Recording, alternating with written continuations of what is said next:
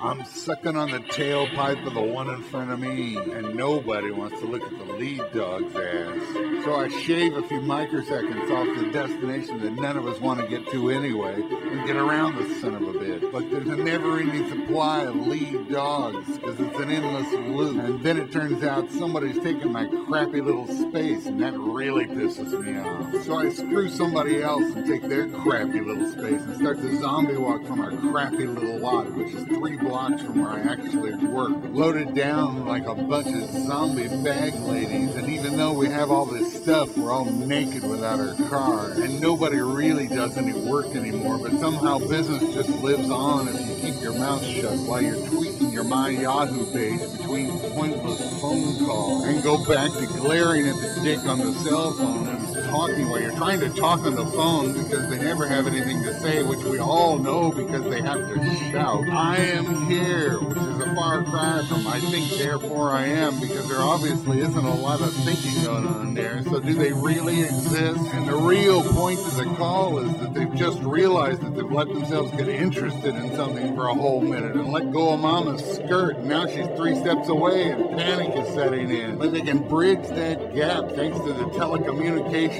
revolution and the fact that manners are a thing of the past. And we've only ourselves to blame about that, because we thought we were freeing ourselves by going past the rules like Picasso did, but we screwed up because we didn't teach them the rules. And you've got to know the rules before you can disregard them, or it's not art, it's ignorance.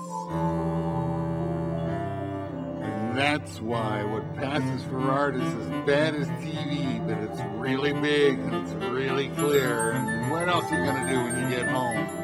Think?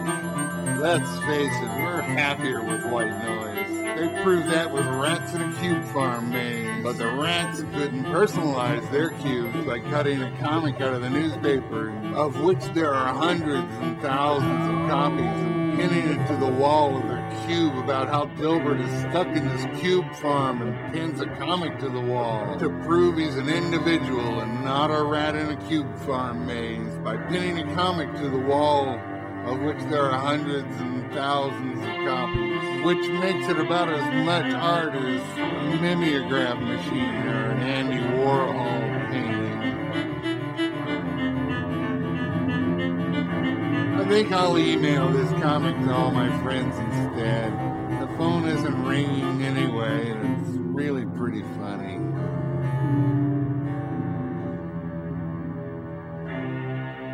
I can't wait for this day to end.